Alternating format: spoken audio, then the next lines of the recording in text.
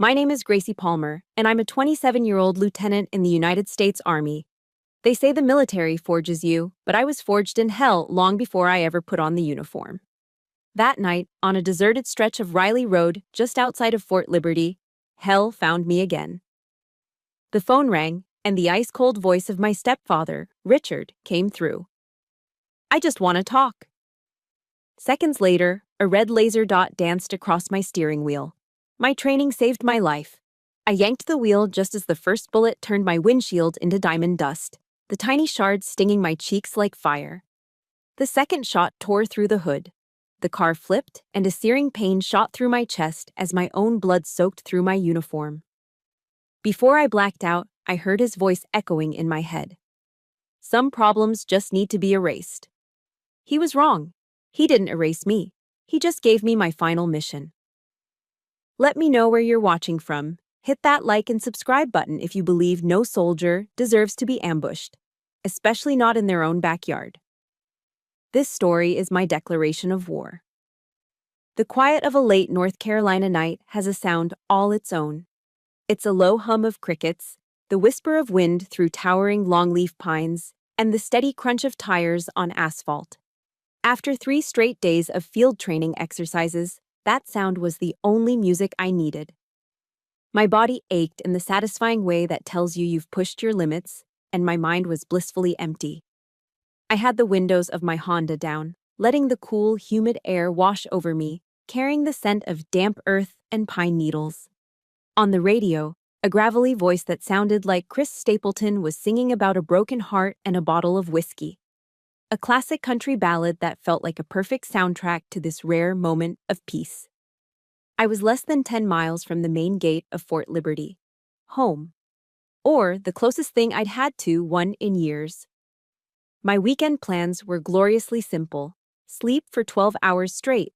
Meet Maggie for brunch at our favorite spot in Fayetteville, and maybe do absolutely nothing else. A normal weekend. That's all I wanted.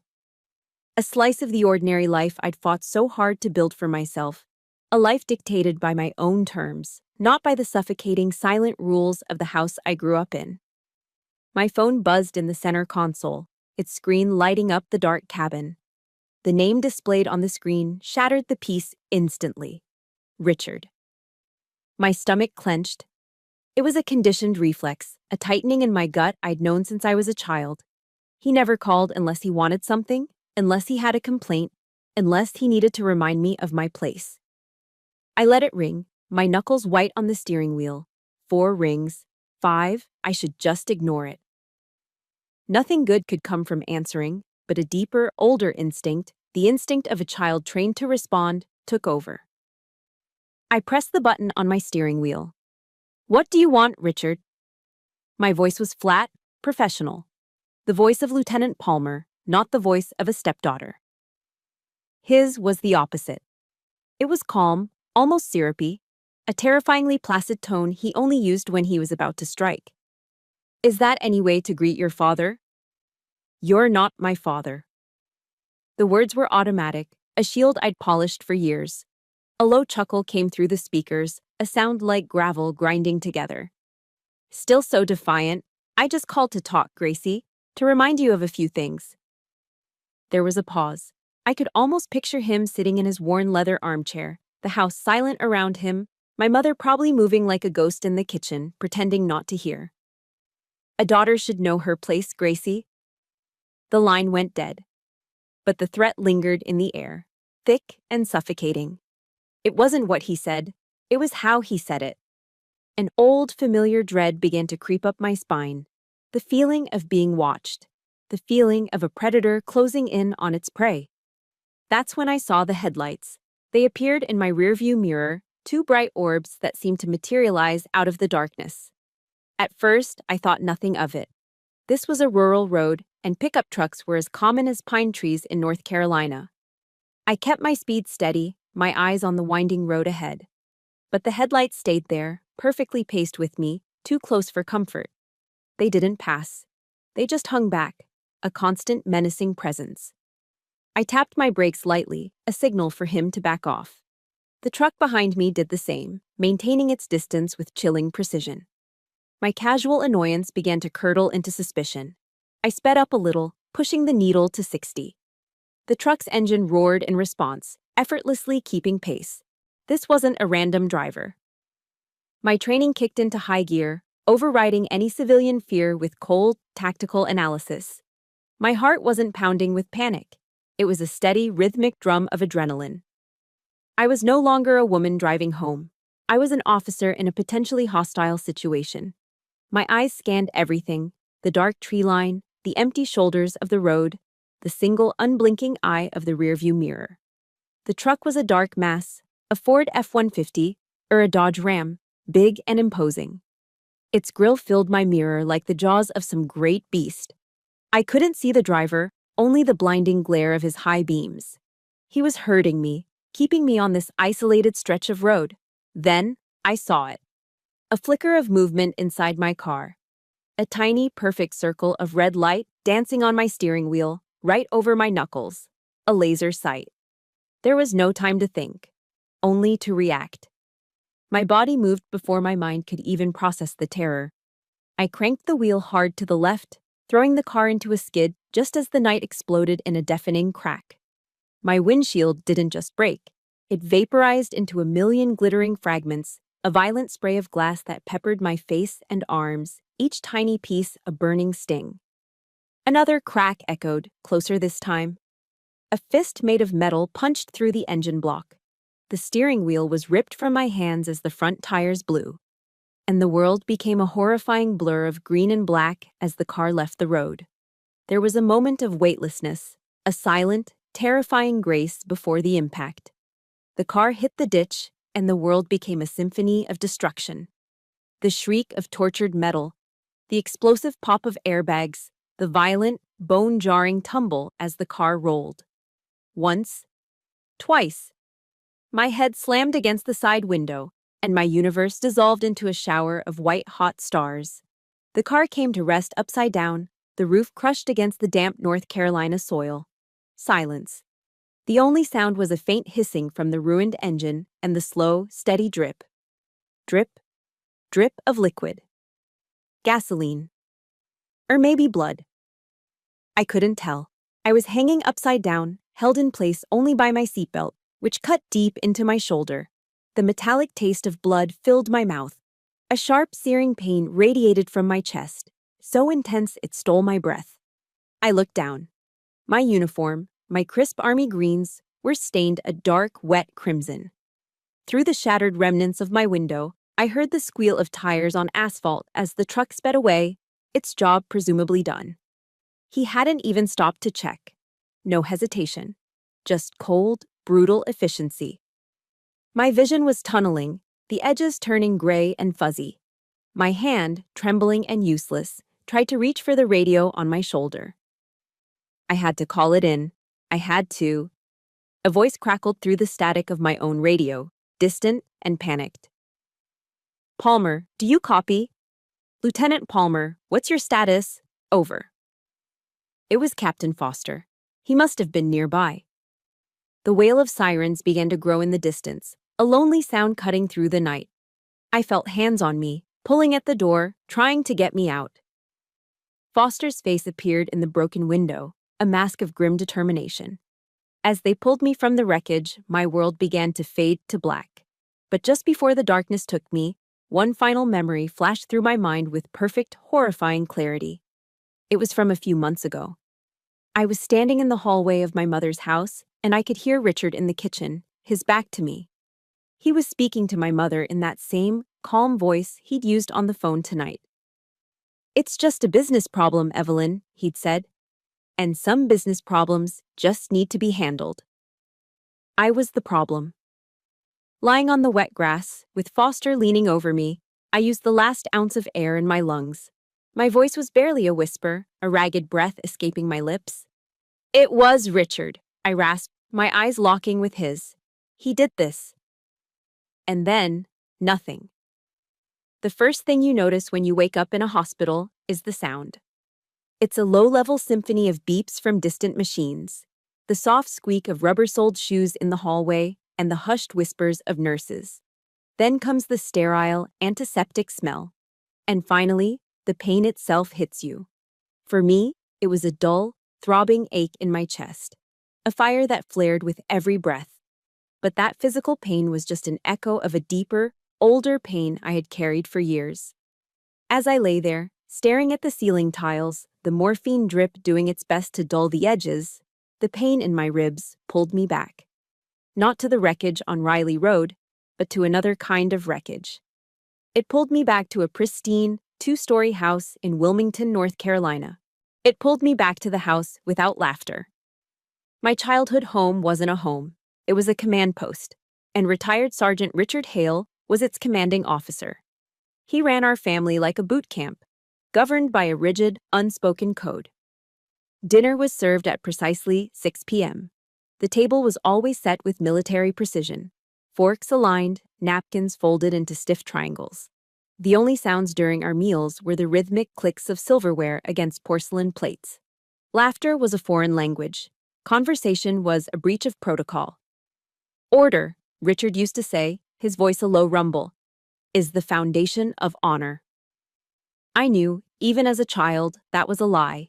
In our house, order was the foundation of fear. My mother, Evelyn, was a ghost in this silent world. She drifted from room to room, her movements small and quiet, her eyes constantly darting towards Richard, anticipating his moods, extinguishing tiny fires of imperfection before he could even notice them. A crumb on the counter, a magazine on the coffee table, these were potential landmines. She was the master of de-escalation, a peacekeeper in a war only she and I knew was being waged every single day. Her silence was her shield, and in protecting her own fragile peace, she left me utterly defenseless. My real father was a hero, a soldier who died in service before I was old enough to remember him. My only connection was a small dusty box I found in my mother's closet when I was 16. It was filled with old photographs of a smiling young man in uniform, his eyes full of a life that had been cut short.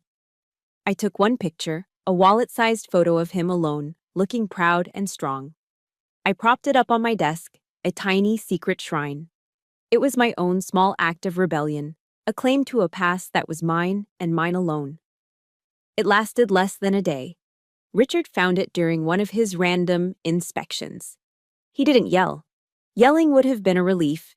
Instead, he picked up the photograph, holding it between his thumb and forefinger as if it were something dirty. His eyes, cold and gray like a winter sky, met mine. "There's only one soldier in this house," he said, his voice terrifyingly calm. "And that's me. Don't live in the past, Gracie." He walked down the stairs to the kitchen fireplace. I followed, my heart hammering against my ribs. Without breaking eye contact, he tossed the photograph into the flames. I watched as the edges curled, turned black, and the smiling face of my father dissolved into a wisp of gray smoke. It wasn't just cruel, it was an erasure. It was Richard's way of telling me I wasn't allowed to have an identity he did not control. The final wall of my prison was built the year I turned 17. I was a good student, my grades were my escape route. Then the letter came. A thick, creamy envelope with the crest of Duke University. They were inviting me for a final interview for a full academic scholarship. I remember holding it, my whole body trembling. This was it. A full ride to one of the best universities in the country. A future I could build for myself, 100 miles away from Wilmington. I hid the letter under my mattress, a secret treasure. A promise of a life that had color and sound and laughter. Richard, of course, found it. He had a sixth sense for hope. He could smell it and had to extinguish it. That evening, he called me into the living room. "At attention, Gracie," he commanded. My mother stood by the doorway, wringing her hands, her face pale. Richard held my letter and read it aloud, his voice dripping with sarcasm. He savored every word, twisting my greatest achievement into an act of betrayal. When he finished, he looked at me, a cruel smirk on his lips. "Duke University," he sneered. "You think you're smart enough to go there? You think you're better than this family?" Before I could answer, he tore the letter in half, then in half again. The sound of the ripping paper was the loudest thing I had ever heard in that house. He let the pieces of my future flutter to the floor. "Your place is here," he said, his voice a low growl. "Under my guidance. You are not leaving." I looked at my mother, pleading with my eyes for her to say something. To be a mother. She just stood there, silent tears tracking down her cheeks, a prisoner who had long ago surrendered. Her silence was his greatest weapon. If you've ever had a dream, big or small, that someone in your life tried to tear up right in front of you, hit that like button right now to show your support for this fight. And I want you to do one more thing for me. In the comments below, just write one word, the name of that dream. Whether it was college, music, business, love, whatever it was, let's create a long list of all the dreams they couldn't kill. That night, in my room, I didn't cry. There was only a vast, cold emptiness inside me. But as the hours passed, something else began to glow in that emptiness. A tiny, hot ember of resolve. He had won the battle, but I would not let him win the war. The next day at school, I went to the guidance counselor's office. With the steady hands of a soldier preparing her weapon, I stole a pamphlet for the Army ROTC scholarship program. The irony was bitter, but the path was clear. I would escape a tyrant in a uniform by putting on one of my own.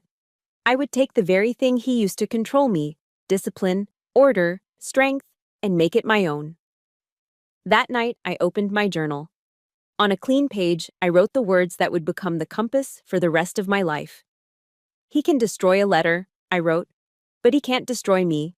I will leave. I will be stronger than him." It was a silent vow, and it was a promise I intended to keep. The day I left for basic training was the first day of the rest of my life. There was no tearful goodbye, no proud family sending their daughter off to serve. Richard stood on the porch, arms crossed, a smug look on his face. He'd already thrown my duffel bag onto the lawn. "The world's gonna chew you up and spit you out, Palmer," he said, not even using my first name. "Don't you come crawling back here when it does." My mother slipped out the door behind him.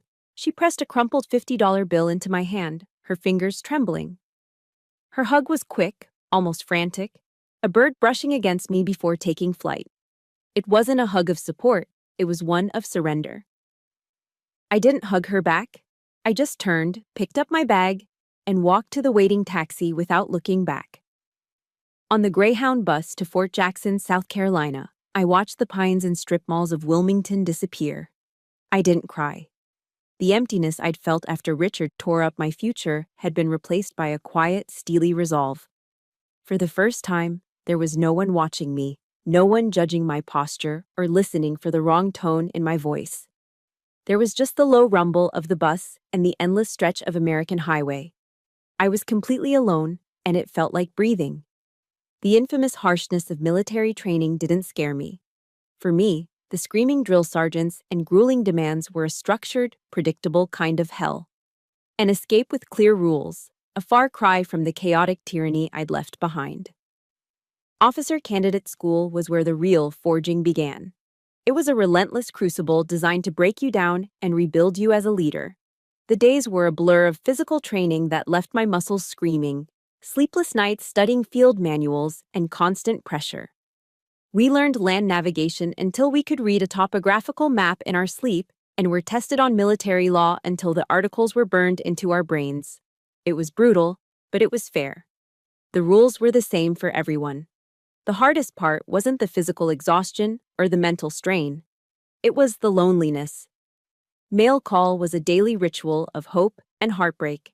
I'd watch as other candidates' faces lit up, their names called to receive letters and care packages from home, filled with homemade cookies, beef jerky, and photos, little pieces of the world they were fighting for. Their mail slots were always full. Mine was always empty. Every day I'd walk past my name, Palmer, G, and see nothing but the cold, dark metal at the back of the box. No letters of encouragement, no packages of cheap snacks, nothing. In that small, empty space, I felt the full weight of my isolation. I was a ghost, a soldier with no one waving from the shore. The breaking point came during a 20-mile ruck march in a torrential Georgia downpour. We'd been marching for hours. The 45-pound pack felt fused to my spine, its straps digging raw trenches into my shoulders. Rain plastered my hair to my face, and every step was a battle against the thick, sucking mud. My lungs burned, my legs felt like lead. I was falling behind. My drill sergeant, a tough-as-nails man named Sergeant Reyes, got in my face, his voice cutting through the rain. "What's the matter, Palmer? Can't keep up? I knew it. You're not strong enough for this." His words hit me like a physical blow. They were Richard's words, dressed in a different uniform. "You're not good enough. You're not strong enough." For a second, the 17-year-old girl watching her dreams get torn apart almost gave up. My body wanted to quit, to just collapse into the mud and let it be over. But then, something else sparked in my mind. A memory from a late-night study break a few weeks earlier. I'd stumbled upon a TED Talk by a researcher named Brené Brown. I didn't understand all of it then, but one line had stuck with me. She said, "Vulnerability is not weakness." Richard had taught me that strength was a hard, impenetrable shell, about never showing pain or admitting fear. But standing there in the rain, on the verge of collapse, I realized he was wrong. True strength wasn't about not falling down. It was about the courage to get back up, again and again. It was about being vulnerable enough to feel the pain and keep moving anyway. I looked Sergeant Reyes dead in the eye, took a deep, ragged breath, and cinched the strap on my pack. I adjusted my rifle, planted my boot in the mud, and pushed forward. I finished that march not because I was afraid of him, but for myself. Each step was a silent declaration. I am strong enough. After that day, something shifted. I didn't just survive OCS, I started to thrive. The discipline Richard had wielded like a weapon, I now used as a tool. I found my niche in logistics, the complex world of getting supplies and people where they needed to be. I had a mind for it, a knack for seeing patterns in the chaos. I was methodical, efficient, and reliable. Slowly, I earned respect.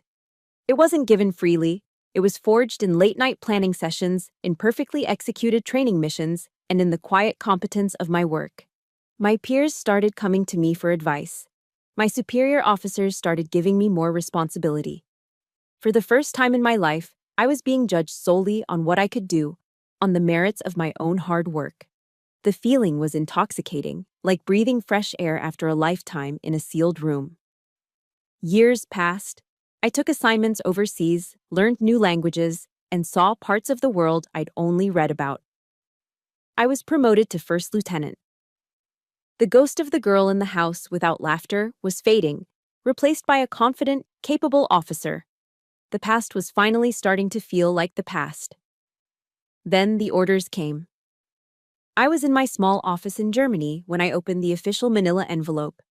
My fingers traced the crisp text until they stopped on one line.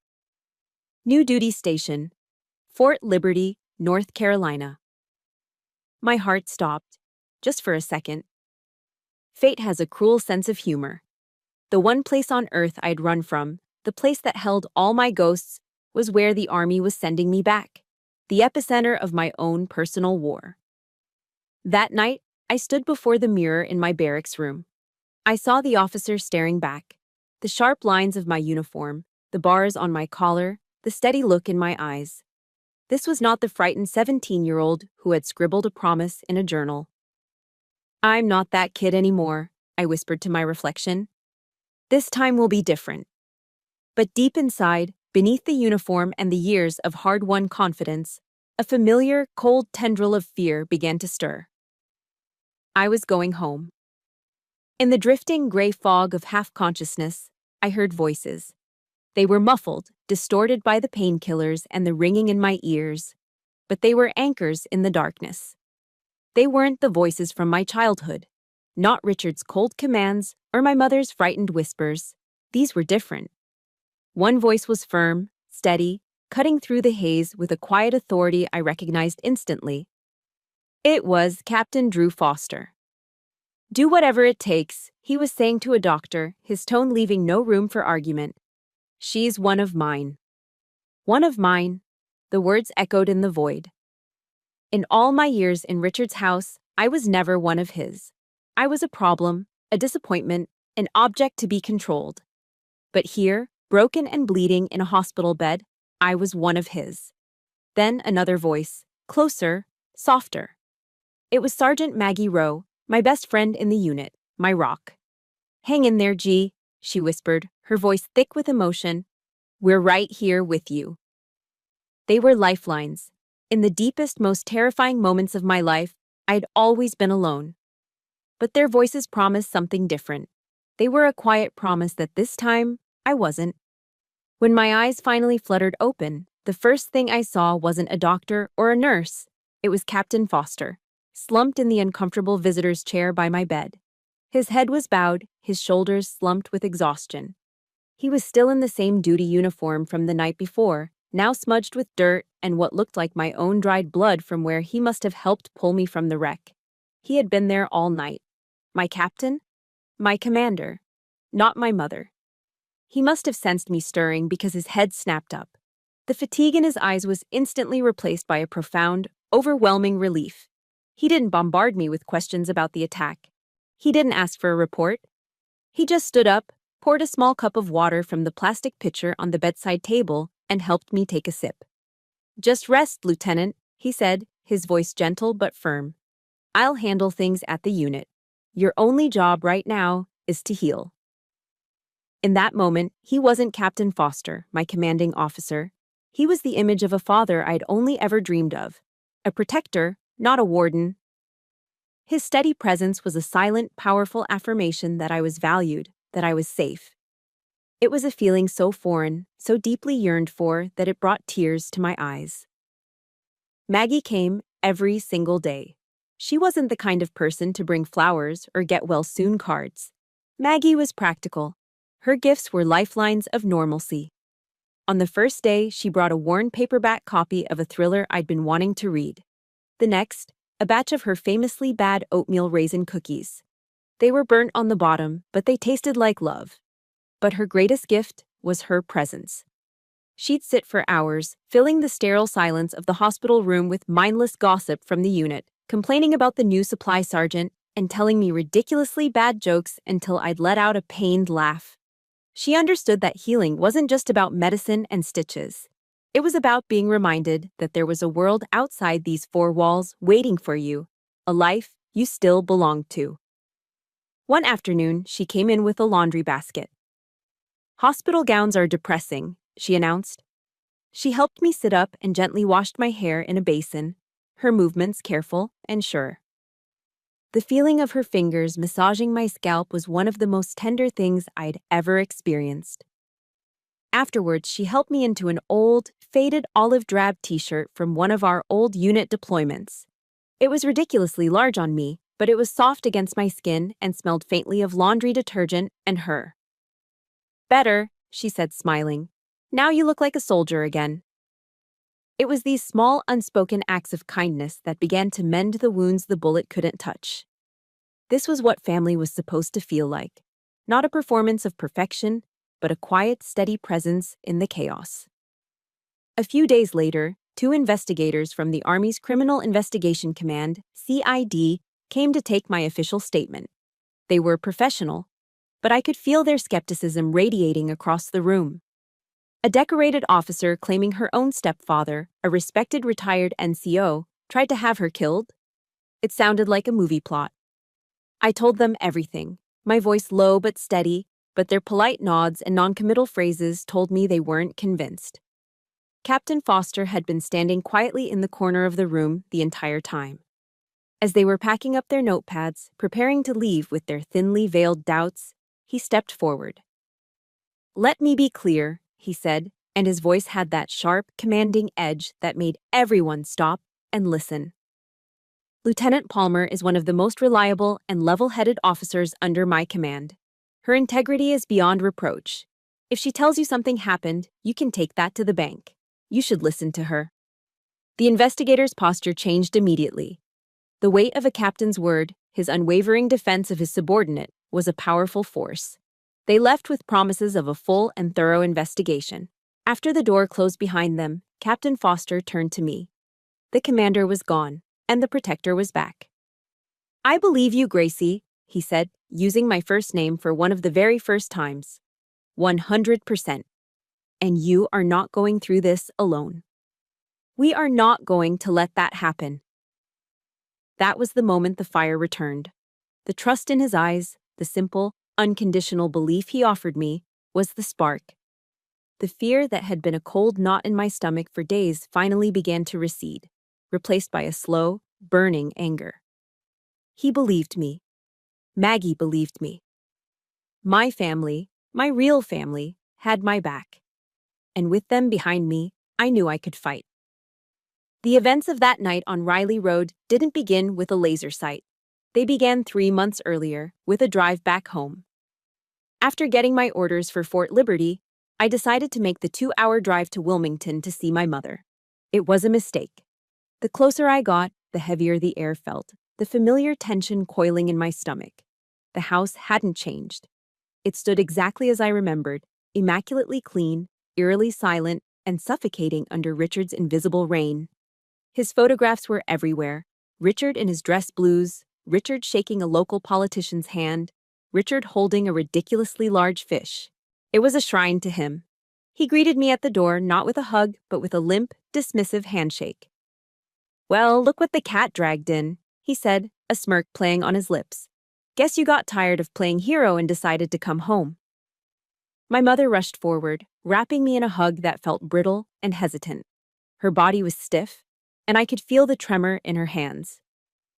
Over my shoulder, her eyes darted nervously toward Richard, as if seeking his permission for this small act of affection. The gesture, meant to be welcoming, felt like a performance for his benefit. Dinner was a masterclass in psychological warfare. My mother had made my old favorite, pulled pork with coleslaw and cornbread, but the taste of ash filled my mouth. Richard dominated the table, turning it into his personal lecture hall. I tried to talk about my work, my responsibilities as a logistics officer. He would interrupt me, correcting my use of military terminology with a condescending chuckle, as if I were a child playing dress-up in a uniform I hadn't earned.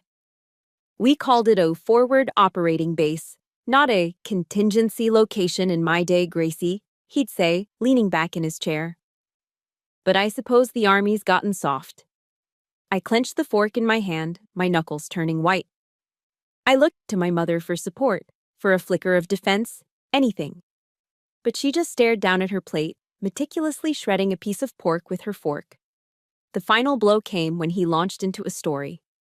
"You know," he began, looking directly at me, "I once knew this female soldier, thought she was hot stuff, smart, ambitious. But she was too sensitive, couldn't handle the pressure. The Army isn't for the faint of heart." He took a long, slow sip of his iced tea, his eyes never leaving mine. The silence that followed was deafening. It was a direct assault, a public execution of my career, my choices, my very character. The room felt small, the air thick and unbreathable. I met his gaze, my own eyes cold and steady, refusing to give him the satisfaction of a reaction. I turned to my mother, a silent plea in my eyes. "Say something. Please." She wouldn't look at me. She just picked up her own glass and said, her voice barely a whisper, "Eat your food, dear. It's getting cold." Her silence was louder than his insults. It was a betrayal so profound it stole the air from my lungs. In her refusal to defend me, she had chosen him. She had chosen the abuser over her own daughter.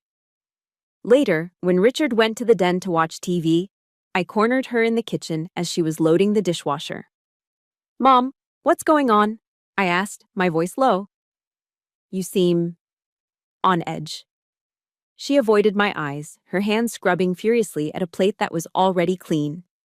"Everything is fine, Gracie. Richard's just been under a lot of stress." "What kind of stress?" I pressed.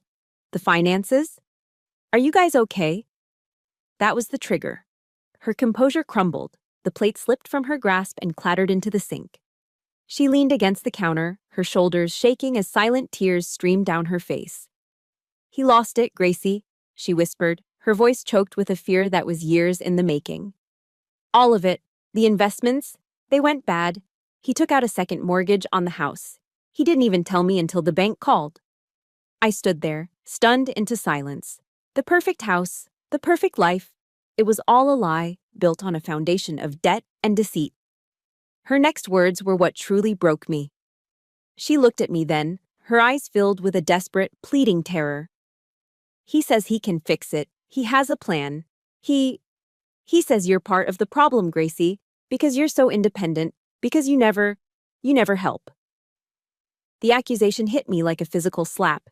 He had not only squandered their future, but had twisted it, reframing my success, my independence, the very things I'd fought so hard for, as a betrayal. He had made me the villain in a story of his own making, and my mother was delivering the script. Before I left, as I stood at the front door, my mother grabbed my arm. Her grip was surprisingly strong, her knuckles white. There was a wild look in her eyes, a raw fear that I had never seen up close before. "Gracie, promise me," she said, her voice a frantic whisper. "Promise me you'll be careful driving back to base. Just don't make him any angrier. Please." It wasn't a mother's concern for her daughter's safety. It was a warning, a plea from one prisoner to another.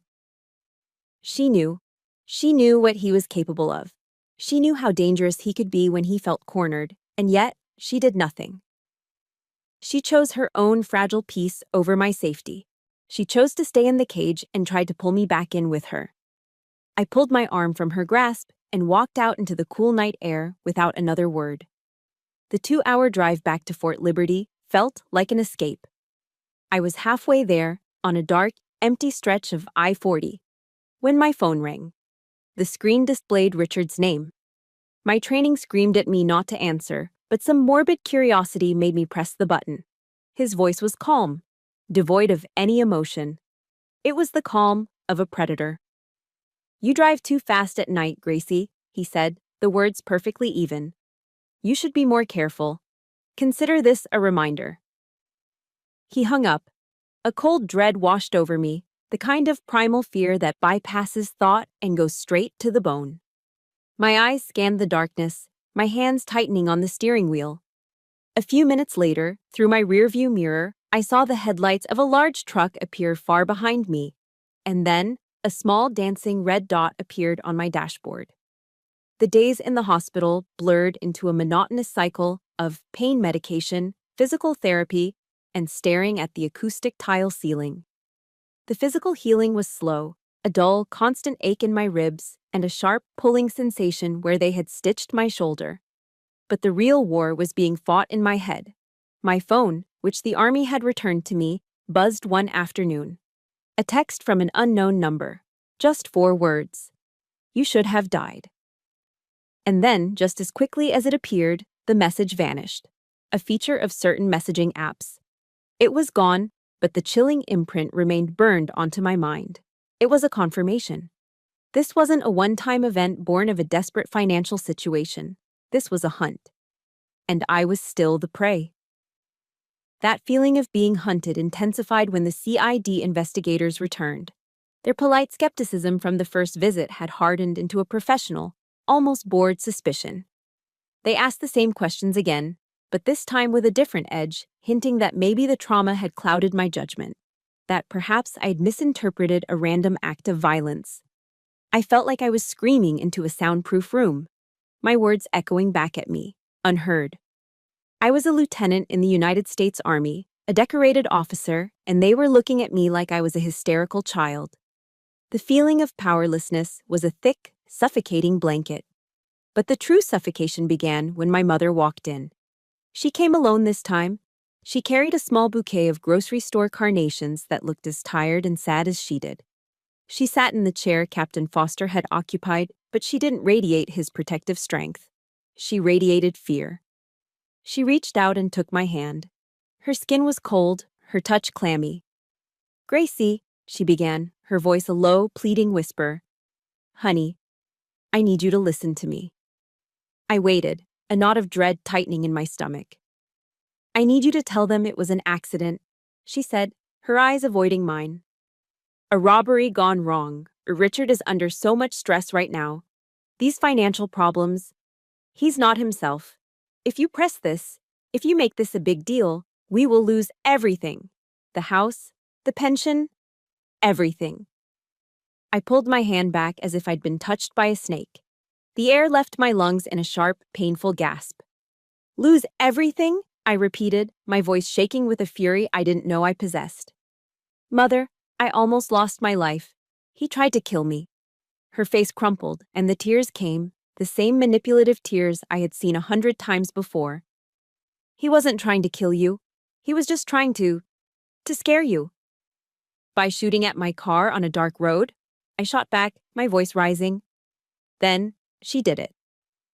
She deployed the weapon she had always kept in reserve, the one she knew I was defenseless against.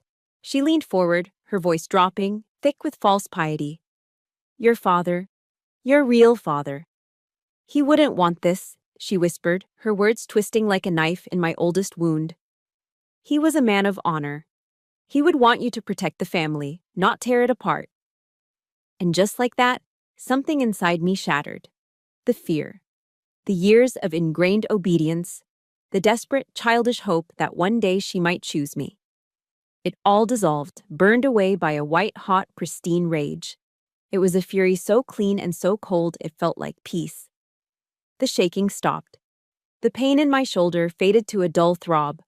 I looked at her, really looked at her, for the first time not as my mother, but as the woman who stood by and watched a monster try to erase me. I saw her for what she was, a coward, clinging to the wreckage of a life she was too afraid to leave. My voice, when it came out, was not my own. It was calm, steady, and utterly devoid of emotion. Don't you ever, I said, each word a perfectly formed shard of ice, speak his name again. My father was a hero. He died for this country. The man you are protecting is a coward who tried to shoot his daughter in the back. You made your choice a long time ago, Evelyn. I let her name hang in the air between us, a final severing. Now, get out. She stared at me, her mouth opening and closing like a fish, the tears frozen on her cheeks. She had never heard this voice from me before. She finally stood, her movements jerky and uncertain, and stumbled out of the room, leaving the sad carnations on the table. When the door clicked shut, a wave of the most painful liberation I have ever known washed over me. The final thread was cut. I was completely, utterly, and finally alone. And in that moment, I had never felt stronger. I was no longer a victim being hunted. I was a soldier with a mission. And if you're on my team for what comes next, hit that like button and comment, "Game on," down below. Because the game was just beginning. A few hours later, Maggie came for her daily visit, her arms full of contraband snacks. She must have seen the change in my eyes immediately because her cheerful smile faltered. Gee, you okay? I looked at her, my best friend, my real family. A fierce, protective love for her and for Captain Foster filled my chest. They were my line in the sand. I'm better than okay, I said, and the voice was still there, the new one. The one that didn't break. Maggie, I need you to do something for me. I need you to go to the PX and get me a notebook and a pen. One of those green, hardcover, write in the rain ones, the kind they issue to us in the field. She looked at me, a slow smile spreading across her face. She understood. This wasn't a request for a diary, this was a request for ammunition. They want proof, don't they? I said, looking out the hospital window toward the distant tree line. They think I'm just some confused, emotional woman. I turned back to Maggie, a cold smile of my own touching my lips. Fine. Let's start a logbook. Game on. The words game on weren't just a declaration. They were a shift in the tectonic plates of my existence. The moment Maggie left my hospital room, the fog of victimhood burned away, replaced by the cold, clear focus of a mission briefing. The pain was still there, a constant grinding reminder in my shoulder and ribs, but it was no longer the center of my universe. It was just data, a parameter to be managed. After I was discharged, my first official act was a meeting with Captain Foster. I formally requested a temporary transfer to a desk assignment, citing my physical limitations during recovery. On paper, it was a logical step for an officer on medical leave. I was assigned to a quiet corner in the intelligence liaison office, a place where paperwork went to die. It was perfect. They saw a wounded soldier taking it easy. I saw a forward operating base. My new weapon wasn't a rifle. It was a government-issued computer with secure network access. My battlefield wasn't a dusty road in some foreign country. It was the sprawling digital landscape of public records, financial statements, and forgotten online footprints. And every night, after the last officer initialed their last report and the fluorescent lights hummed over empty desks, my office became the command center for what I had officially logged in my green notebook as Operation Palmer. The fear I'd felt on Riley Road had been transmuted into pure, unadulterated focus. The grief from my mother's betrayal was channeled into a methodical, relentless energy. I started with the thread she had given me, Richard's financial troubles. My training as a logistics officer was surprisingly applicable. I was trained to see patterns, to track supply lines, to understand how assets moved from one point to another. I applied that same thinking to Richard's life. Using open-source intelligence techniques, OSINT as we called it, I began to map his financial network. I spent hours sifting through property records from the new Hanover County Clerk's office, cross-referencing LLCs he'd set up years ago, and tracing the digital breadcrumbs of his failed business ventures. It was like planning a convoy through hostile territory.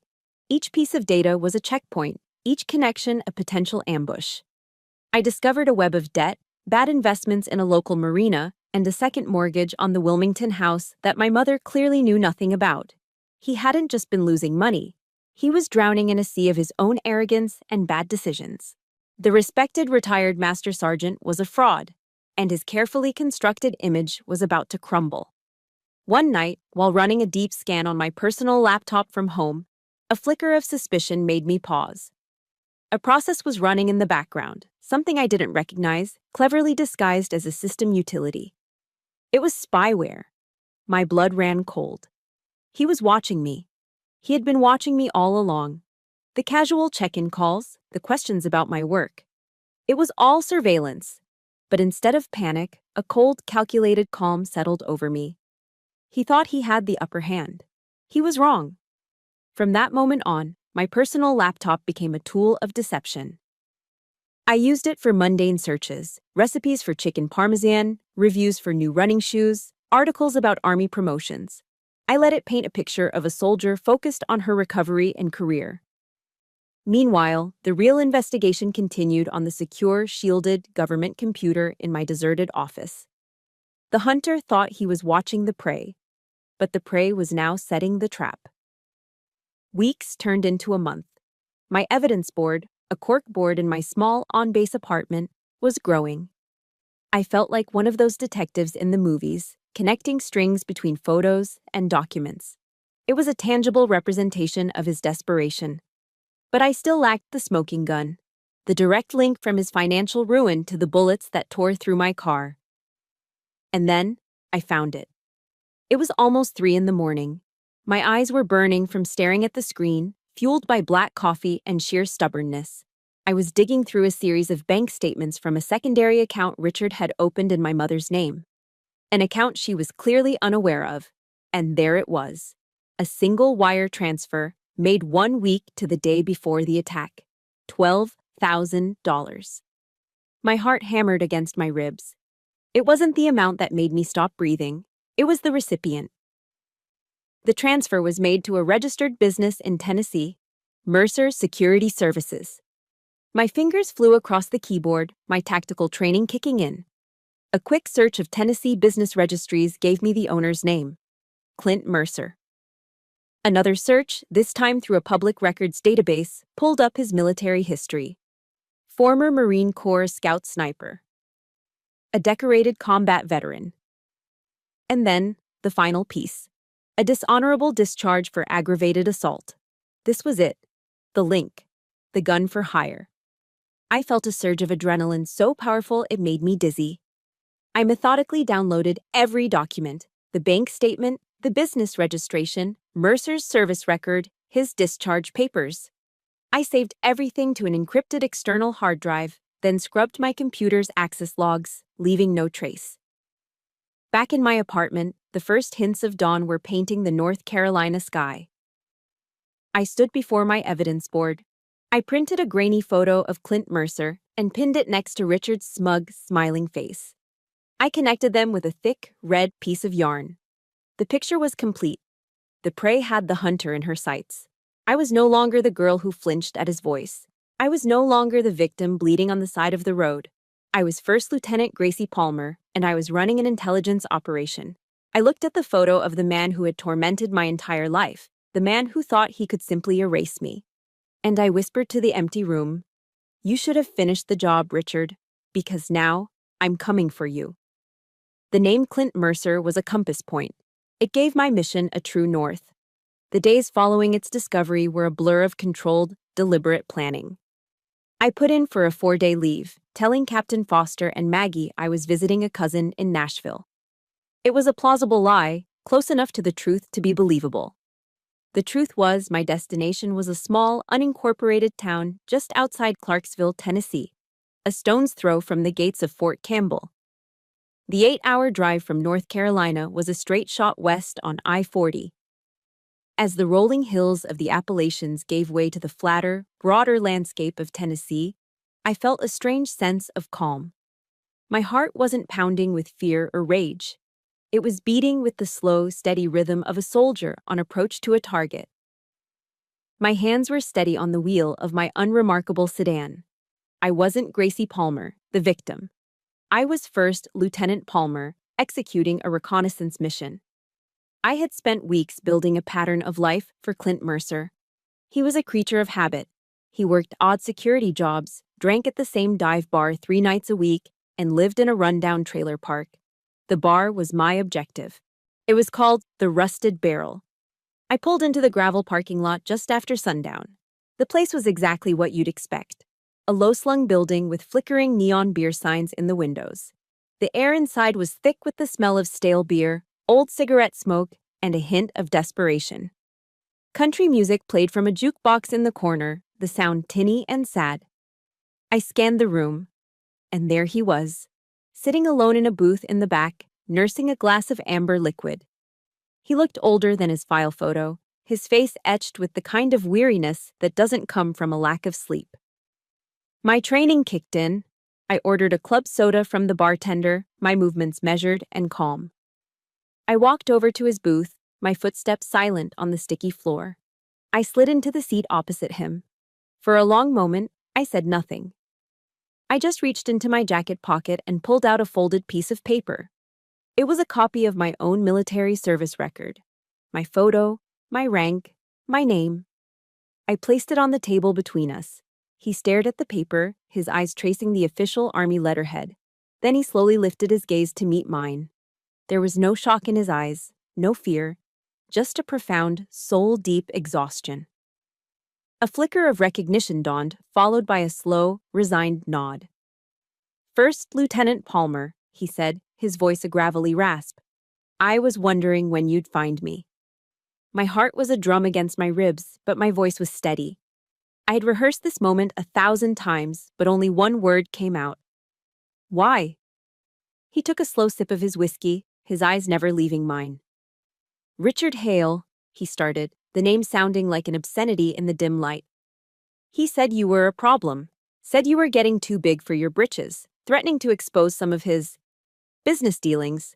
He hired me to teach you a lesson, make it look like a carjacking gone wrong, scare you bad enough that you'd stay in your lane." I listened, my expression unreadable. This was the narrative I expected, the cold transactional motive of a hired thug. "So I tailed you for a couple of days," he continued, swirling the whiskey in his glass. "Watched your routine, waited for the right time, the right place. That night on Riley Road, it was perfect. Dark, deserted." He paused, looking down into his glass as if the answers were floating in the ice. "But as I was watching you, I saw something. The way you carried yourself. The sticker on your car for the 82nd Airborne. I ran your plates. Found out you were an officer stationed at Liberty." He looked up at me again, and for the first time, I saw something other than weariness in his eyes. It was a flicker of a long-forgotten code. "There are rules," he said, his voice low and firm. "Even for guys like me. I did a lot of things in the Corps I'm not proud of. But we have a code. We don't do that to our own. The air in my lungs froze. I stared at him, trying to process his words. He let out a short, bitter laugh. He wanted you gone. Made that very clear. But I couldn't do it. The moment I saw the laser on your car, saw you react like a soldier, not a civilian, I couldn't pull that trigger. Not for real. He took a final swallow of his whiskey and set the glass down with a decisive click. So I aimed an inch high. The first shot was for the windshield, to scare you. The second was for the engine block, to disable the vehicle. I'm a Marine Scout sniper, Lieutenant. If I had wanted to kill you, you'd be dead. He leaned forward, his eyes boring into me. I might be a piece of shit, but I'm not the kind of piece of shit that puts a bullet in an active-duty soldier on American soil. Richard Hale is. I was stunned into silence. My survival hadn't been luck. It had been a choice. His choice. The entire foundation of my mission, built on the idea of a random, brutal killer, had just crumbled. This man wasn't a monster. He was just a broken soldier with one last line he wouldn't cross. My mind raced, recalibrating. The mission parameters had changed, but the objective remained the same. My hand went into my pocket and came out with a small digital voice recorder. I placed it on the table, its small red light blinking in the gloom. It felt heavier than a grenade. "Say it again," I said, my voice a quiet command. "Say it all again. Say that Richard Hale hired you to shoot me." A long silence stretched between us, thick with the weight of his decision. He looked at me, a woman he was paid to kill. He looked at the recorder, a device that could send him to prison for years. And then he did something I never expected. He gave a slight, almost imperceptible nod. He was done running. He reached out, picked up the recorder, and held it close to his mouth. His voice was clear, steady, and stripped of all emotion, a formal confession. "My name is Clint Mercer, retired gunnery sergeant, United States Marine Corps. I was hired by retired Army Master Sergeant Richard Hale for the sum of $12,000. My instructions were to ambush and shoot First Lieutenant Gracie Palmer on the night of October 14th. He placed the recorder back on the table. I picked it up, my fingers closing around the cool metal. I stood, my chair scraping softly against the floor. I didn't say thank you. I didn't say anything at all. The transaction was complete.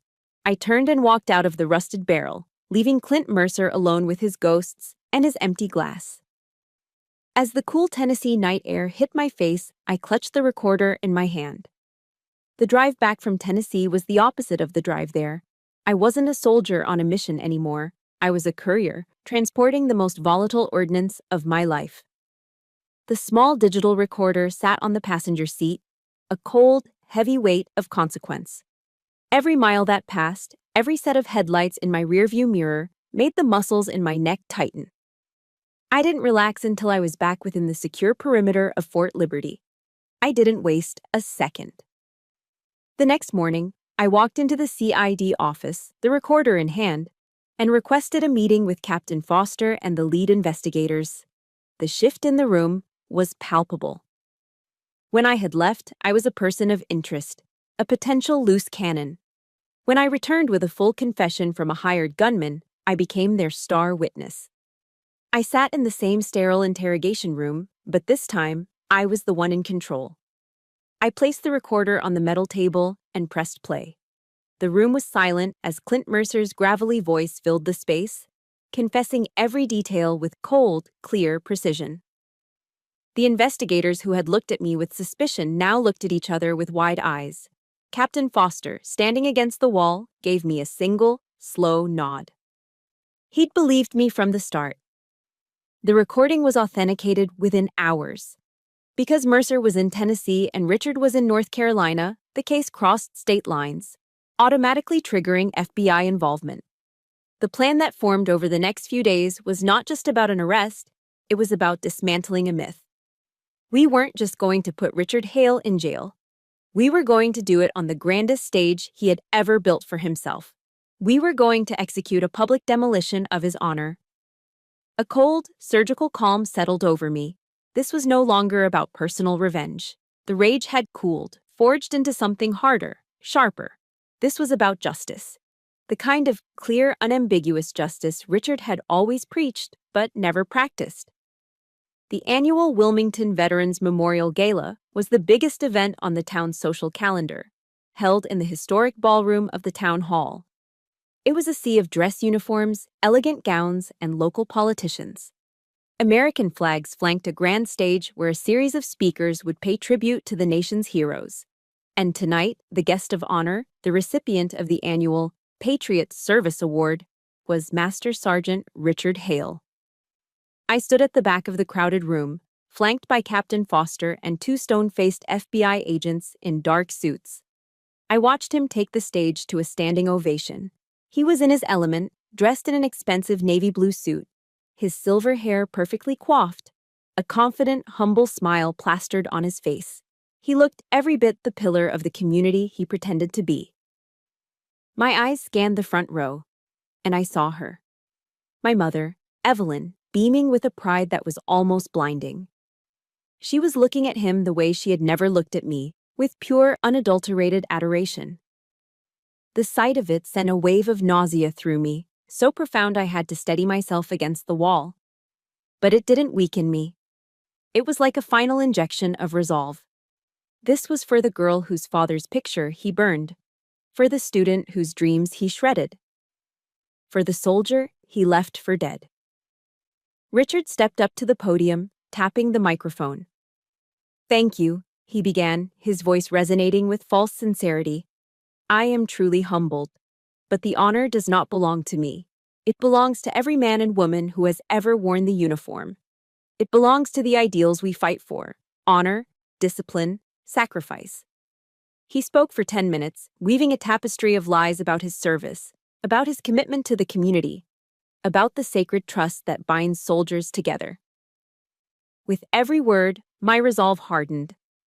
Because in the end, he said, building to his grand finale, his voice rising with theatrical emotion, that is what defines us. Not our words, but our actions. It is the courage to do what is right, no matter the cost. And at that precise moment, the house lights dimmed to a soft glow. A confused murmur rippled through the audience. Richard paused, blinking in the sudden twilight of the stage lights. A single, sharp crackle came from the PA system. The room fell into a sudden, expectant hush. And then, a new voice filled the hall. A voice that was not Richard's. It was cold, clear, and amplified, the voice of a ghost. "My name is Clint Mercer, retired gunnery sergeant, United States Marine Corps." A collective gasp went through the room. People looked around confused. On stage, Richard's confident smile froze. The voice continued, each word a hammer blow. "I was hired by retired Army Master Sergeant Richard Hale for the sum of $12,000. My instructions were to ambush and shoot First Lieutenant Gracie Palmer on the night of October 14th. The silence was shattered. A wave of shocked shouts and horrified whispers erupted. I saw my mother's face, her proud smile collapsing into a mask of pure, uncomprehending horror. On stage, the mask of Richard Hale was gone. His face, caught in the harsh glare of the spotlight, was a contortion of disbelief, then panic, then pure, snarling rage. He looked wildly into the wings, searching for someone to blame, someone to control. But no one was looking at him anymore. They were looking at the truth. The house light snapped back on, flooding the room with brutal, unforgiving light. Captain Foster and the two FBI agents began moving, walking calmly but purposefully down the center aisle. The crowd parted for them like the Red Sea. They walked up the stage steps. "Richard Hale," Captain Foster said, his voice booming through the ballroom without a microphone, a voice of command that cut through the chaos. "You are under arrest for conspiracy to commit murder." "This is insane! A lie!" Richard screamed, his voice a pathetic, high-pitched shriek. He lunged for the podium microphone, but one of the agents caught his arm, twisting it behind his back with practiced efficiency. The click of the handcuffs was loud in the sudden silence. He continued to rave, to deny everything, a cornered animal spitting venom. But his words were meaningless. His power had been vaporized. No one was listening. And then, I began to walk. The crowd, which had been a wall of bodies, now moved aside, creating a path for me. I walked down the aisle, my boots clicking softly on the polished floor. I walked to the foot of the stage and stopped. He saw me. As they were pulling him away, his frantic eyes locked onto mine. The raging stopped. All the bluster, all the lies, all the power he had wielded over me for 2 decades died in that single moment. I didn't have to say a word. I just stood there, my uniform, crisp and clean. My face, calm and unreadable. The faint, silvery line of the scar on my cheek, a permanent testament to his failure. The trial, when it came, was an anticlimax. With Clint Mercer's recorded confession, the mountain of financial evidence from Operation Palmer, and Mercer himself testifying for a reduced sentence, Richard didn't stand a chance. The legal process was swift, efficient, and impersonal. He was convicted and handed a sentence that would ensure he'd spend the rest of his life behind bars. I was only called to the stand once. I walked into the new Hanover County Courthouse, not in my dress uniform, but in a simple civilian blouse and slacks. I saw him sitting at the defendant's table, looking smaller and older in his ill-fitting suit. The monster from my memories had been replaced by a pathetic, desperate old man. I answered the prosecutor's questions calmly and clearly. I recounted the events of that night on Riley Road with the detached precision of an after-action report. I never looked at Richard, not out of fear, but out of a profound and complete emptiness. He was no longer a variable in my life's equation. He held no more power over me. The rage, the fear, the decades of pain, they had all been replaced by a quiet, sterile nothingness. He was just a man who was going to prison. My part in his story was over. Several months later, a letter arrived at my on-base mailbox. I recognized my mother's elegant, looping handwriting on the envelope immediately. It was thick, heavy with the weight of unspoken words. I took it back to my apartment and sat with it for a long time before opening it. It was 12 pages long, filled with apologies, regrets, and explanations I no longer needed to hear. She wrote about her fear, her weakness, her love for me that got lost somewhere along the way. I read it once, from beginning to end. I allowed myself to feel the faint echo of the little girl who had so desperately wanted her mother to choose her. I acknowledged that ghost, and then I let her go. The next morning, I took the letter with me to the post's physical training field. It was the place where I had sweated and bled and pushed my body to its absolute limits, the place where I had forged the woman I was now. The sun was just beginning to warm the Carolina air. I found a safe spot on the gravel track, took out my lighter, and touched the flame to the corner of the first page. I watched as the fire consumed her words, turning the elegant script into black, curling ash. The smoke drifted up into the clear blue sky and disappeared. This wasn't an act of hatred. It wasn't about revenge. It was a release, a ceremony of letting go. In that moment, watching the last of the letter turn to dust, I forgave her. Not because she deserved it, and not so we could ever go back to what we were. I forgave her because I deserved to be free from the weight of carrying that anger for the rest of my life. I was letting go of the anchor so I could finally sail on. My story, as it often does in the tight-knit military community, had spread. Not the tabloid details, but the core of it. An officer who had faced an unimaginable betrayal and had used her training and intellect to bring the perpetrator to justice.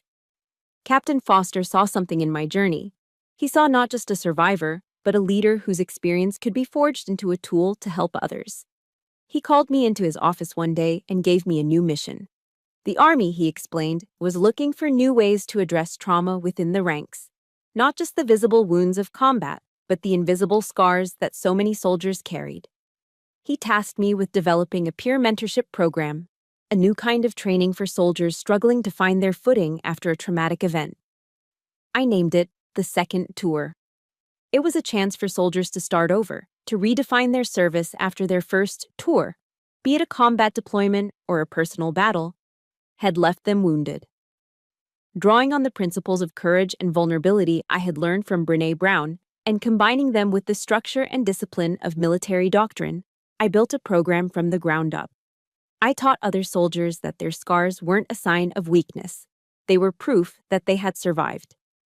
We worked on turning pain into purpose, on understanding that true strength wasn't about being unbreakable, but about having the courage to put yourself back together. Which brings me to today. The sky is just beginning to blush with the first light of dawn over Fort Liberty. The air is cool and crisp. To my left and right is a formation of young soldiers, their breathing a steady, rhythmic cadence. Our boots strike the pavement in perfect unison, a living drumbeat against the quiet morning. We are running down Riley Road. The stretch of pavement that was once the setting of my darkest hour is now just a road. There are no ghosts here, no lingering shadows of fear. There is only the rising sun, the feeling of the strong, capable bodies moving around me, and the sound of my own voice, clear and powerful, calling cadence. Left, left, left, right, left. They echo my call, their voices strong and unified. I am not the victim being hunted anymore. I am not the survivor running from her past. I am a leader, a healer, and a soldier who has finally found her true mission. It wasn't to escape the darkness. It was to learn how to walk through it and then turn around and lead others toward the light. My story started on a dark road, but it ends here, in the light, with a mission I never knew I needed. That road taught me that survival isn't just about living through the battle. It's about what you do with the scars afterwards. Each of us has our own Riley Road, a moment that tests our limits. My second tour is just beginning, and I want this channel to be a place for all of us survivors. If this story resonated with you, please hit the like button and subscribe. And in the comments, share one word that describes your own strength. Your story matters,